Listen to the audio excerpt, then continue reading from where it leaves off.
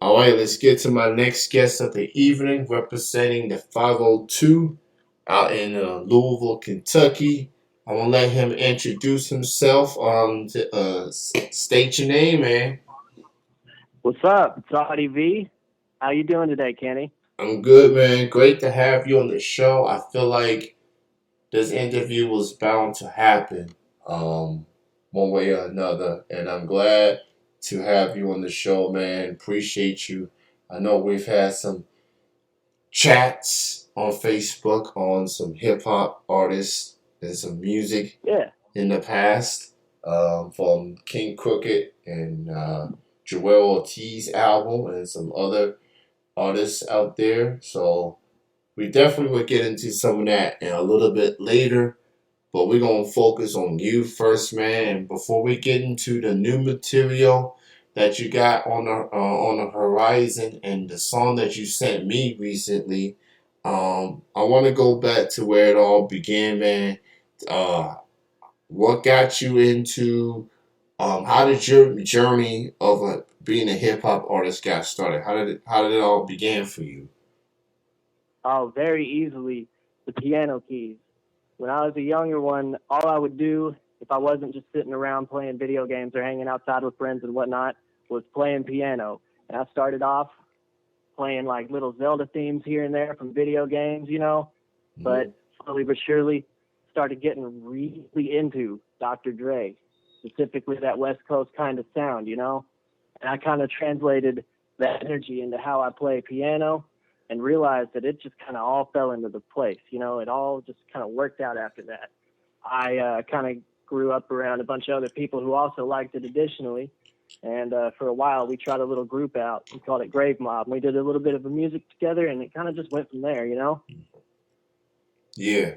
And I now just realized how I first heard of your music. I think it Yeah, was a year or two ago. You did a track with R&Bz. Uh, that is, yeah, I did. I did. yeah, so that is how I was introduced to you, was through R&Bz. Shout out to him. Also Yeah, shouts Louisville. out to Beezy. Yeah, also from Louisville, obviously. So you have mentioned to me in the messages that you've been working on some new music yourself. I sure So have. how's that coming along, and how are you feeling about this new music that you have in the works? Well, I got conceptualized probably about 6 to 8 tracks on my own. This time too was not a single feature, but I'm pretty much just waiting on artwork and feeling out the vibe of which tracks are going to stay on this tape and which ones I might tuck away for later or work on further additionally. That one I sent you, that's probably going to be sort of like a leading single for real. Um, but really, I think at this point, I'm just waiting on artwork and sleeping on it a few times and see what I got. Gotcha, gotcha. So let's talk about that track. That was a better mix of a song. It's called The Lane. I played that a little bit earlier, literally after you got off of work. So maybe you may have got to listen to it on the radio or not, but I did play it first time.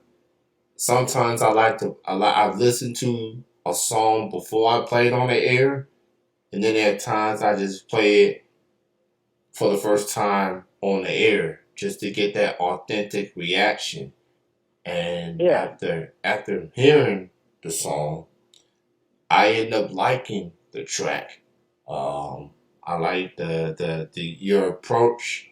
I like the cadence, the bars. I like all that, man. I like your way into that track. I definitely think that was a dope track. So talk about the whole process of the lane. Talk about why you putting that track together. well, within the first verse, I'm explaining pretty much what I'm sick of, the energies around me, and what I want to stop dealing with, really. And this whole track, I'm hanging on to that kind of energy while I'm getting through the rest of it. And I think really it was just a good self-expression, a good way to vent it out, Yeah. get it off your chest a little bit. And a lot of my music does that for me. So it's going to have a lot of like a high energy, sometimes even angry approach. But that cadence, man, I get that because I find myself in this like late 90s, early 2000s pocket all the time when I'm listening to music.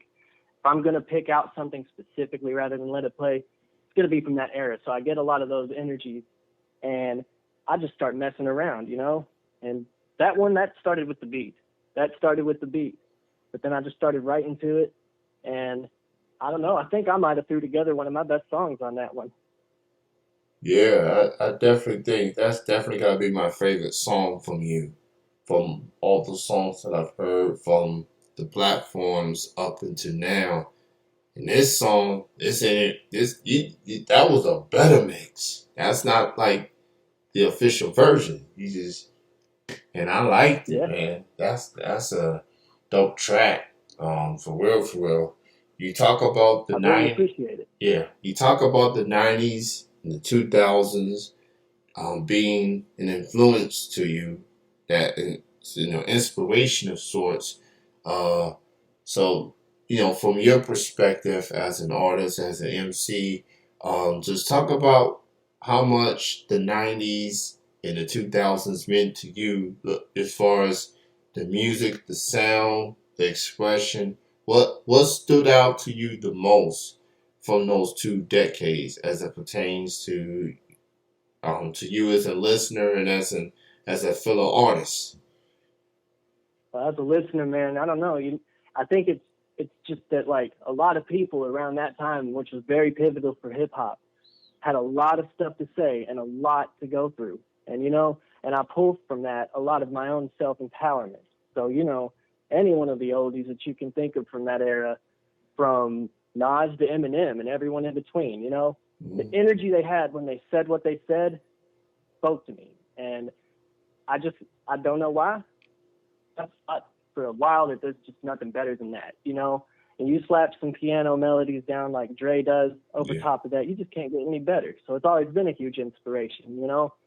yeah, and the way Dre played that piano at that Super Bowl halftime show, like Oh, that's beautiful. yeah, it's just while Eminem was taking a knee, and Dre just man, that's Dre. Man, Like his him at just him in general. He's got a stamp on hip hop since the '90s, the oh 2000s, yeah, to 2010s, and even the 2020s. Like Dr. Dre is a visionary. Like he people gonna remember him as an artist, as a producer, a CEO, a headphones brand. He's literally the John Madden in hip hop. It seems like. Uh, but man, like he launched careers. yeah, he did. Obviously he's launched career. But he launched. He was part of Death Row. Okay, he was part of that. Now Snoop owns the label now. Our fellow Death Row along himself. And then got M. He got 50. Game. Anderson Pack. Like, Yep, he doesn't yep. miss. He doesn't miss when it comes to discovering talent. And Eminem's in the Rock and Roll Hall of Fame as of this year. His first ballot, Dr. Oh yeah. Dre, yeah, he's that dude. He's that I've dude. always aspired to do stuff just like that, and I've always said to myself that I wanted to be like that. It wasn't necessarily like making music on my own as a rapper that was my first interest. It was definitely doing exactly how he did. You know, you get behind the keyboard, and when that's me, I just don't want to leave it. I just don't. Mm. Yeah, and it feels like the piano, like when you hear it, like the intro of a track, like something's about to go down. Something really gonna be spitting some crazy shit, like literally. Uh, Dre and the piano, it was just meant to be, you know. Oh yeah, It was just meant to be. You just know. like he's a perfectionist. I think a lot of artists take pride of that. Like they do a track and it's like, okay, what can I do to make the track even better? Is it the tone? Is it the sound? Is it a little tweak here and there? Like you as an artist, you ever go through those situations when you listen to a track and you try to wonder like, okay, I'm listening to this time and time again. What can I do to make this track better? What can I do to take it up a notch? You ever go through that sometimes when you recording music in the studio? Oh, every single day that I'm doing that, I look at it, I play it out, and then I'll type it out note by note, even so it's perfectly on beat. I'll do whatever to it. I'll even change instruments after I've already recorded it. But when I do that, it's just because, you know, I'm going to take my time and find out what sounds best to me. And I'm going to get into it and mix every individual little instrument. And I like to do that as I go. And sometimes I'll save it to the beat's entirely done.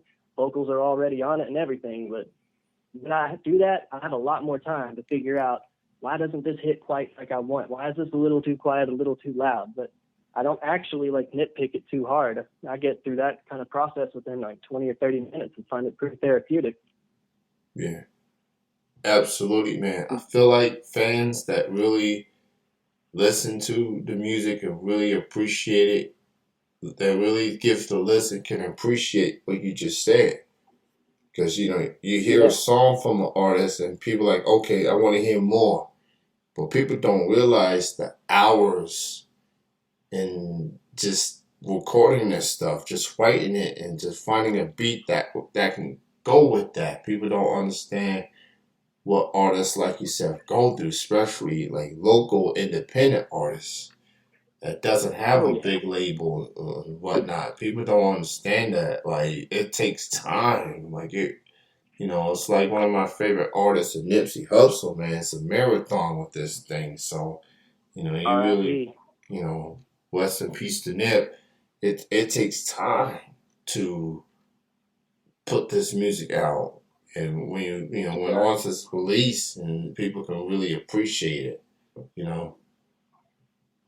Yeah, and people don't often think about this part too, but when you're a local artist, it's probably just you or a handful of your closest associates that even got their hands in the bag right now. Like, Yeah, you know, so if I'm gonna do a beat and I might I might really put out like four or five in a day if I work like a good 4 or 6 hours on it. But if I do that, I might only end up really truly liking two of them and deleting the others the next day, starting them fresh with a better idea. That kind of stuff does take time, but a lot of more professional artists have gigantic teams and many, many people like me to do this. yeah, But I mean, I'm just one me. So, yeah. it does take a little bit of time. Yeah, absolutely. So with this new music that you got going, you have a timetable for exactly to when would this be released? Um, when can your fans, your peers, can expect the new music from you? I'd say realistically, with the wait time that I'll have when I distribute it out, because when I upload it, it's going straight to SoundCloud and Spotify specifically at first. And I may branch out further, but that's going to take probably a week or two on its own. So give or take, I could probably have it done in a couple months. I'm really mostly waiting on the art. Yeah. That's the So one thing I'm never too good at, honestly. I spend all this time on piano, at the pad writing, and in the booth actually recording myself that I've never once sat down and figured out any type of digital art. yeah, that's usually for the most people that I talk to, that's usually the last thing that they um focus on. So It's it's hustling too. yeah, it's just that art. And I feel like back then in those 90s and 2000s, even in the 80s, people be look forward to the art, to the album cover.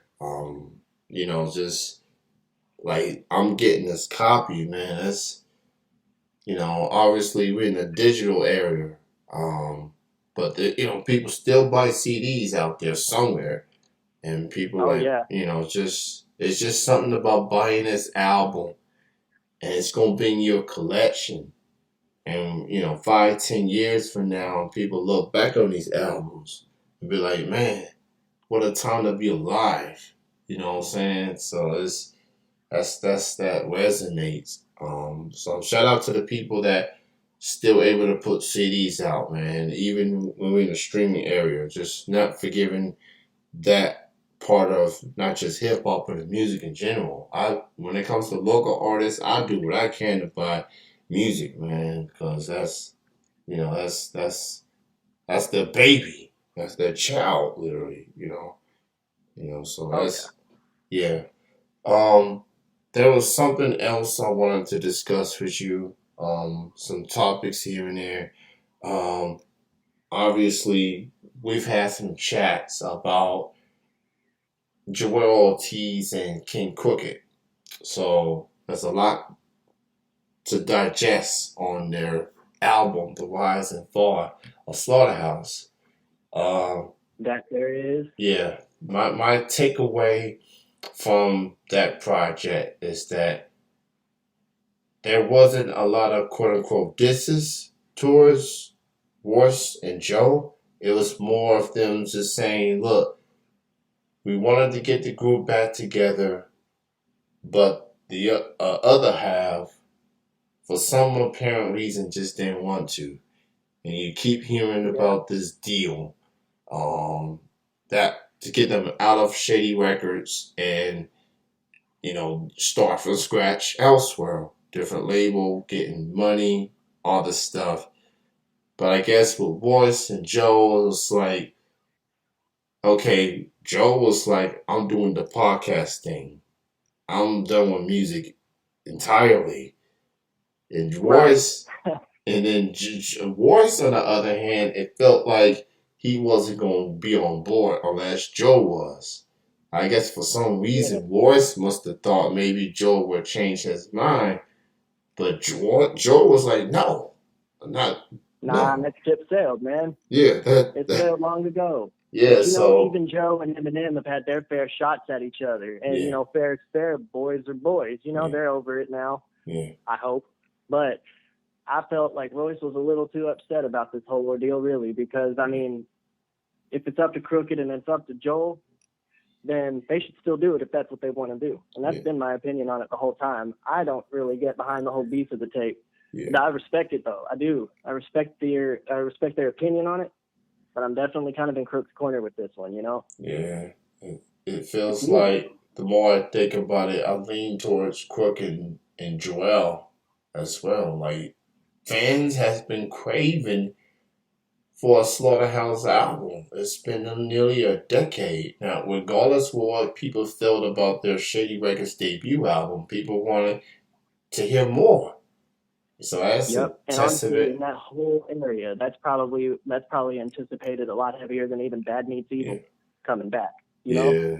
So I mean, Royce, I feel like he usually stands on his own for the most part, but it felt like he was Yeah. trying to speak on behalf of Joe. And there's a lot of people. You speak up for Eminem, and I get that with the history, but Joe, who's probably he's a respected MC in some aspect, but he is a out of the all the members of the slaughterhouse, he's the most toxic person in the group.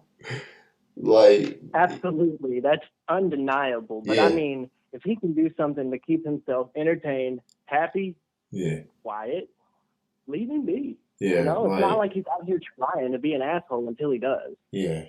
He's Yeah. he's been consistent this whole time, no matter what he said about fellow artists on his podcast, no matter what the back from Drake to Saha the Prince to so many artists he's been back and forth with. They're trying to lure him back into music. He's like he hasn't budged, not one time. Joel stayed firm as I'm not an artist no more. I'm a podcaster now. And I feel like podcasters is quite fitting for Joel because he's got a lot to say. So that's the path he choose. More power to him. Like I'm Absolutely. cool. I'm cool with Royce. I just don't agree with his stance. Joel I and Crooked, they got what they need to get off their chest, and they can Yep. move forward with their careers. Um, I feel like this is one of the rare times when I'm looking at Royce sideways, like, bruh, you could have just say no. Speak on your Yeah. own. Speak for yourself, bruh. And that things could have not have escalated like it was on that IG live. I watched the whole thing, and I saw it bits and clips of it after the fact. Yeah. It was it, nutty to me. it was just, man, it was just a train wreck.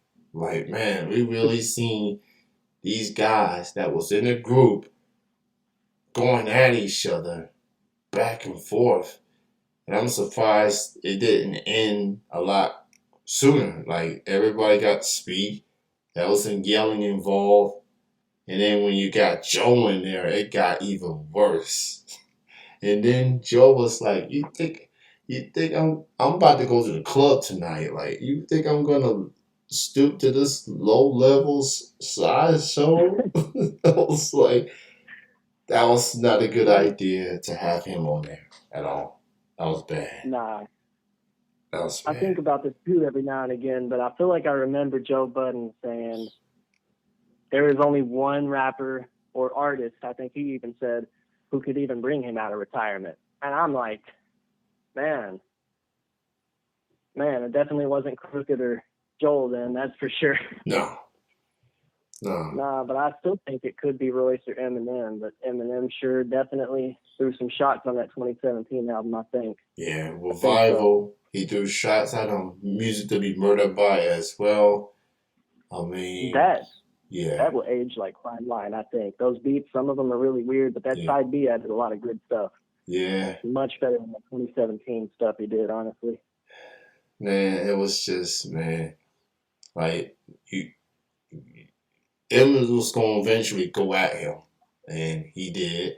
He went at MGK. He went at to some other folks, and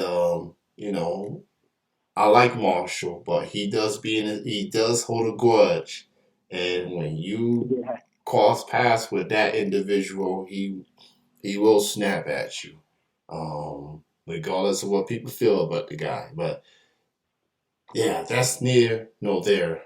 Now, I want to talk about another quote unquote aftermath artist, a guy that released an album recently, another Dr. Dre protege, as in Kendrick Lamar. He released an album, Mr. Morale and the Big Steppers.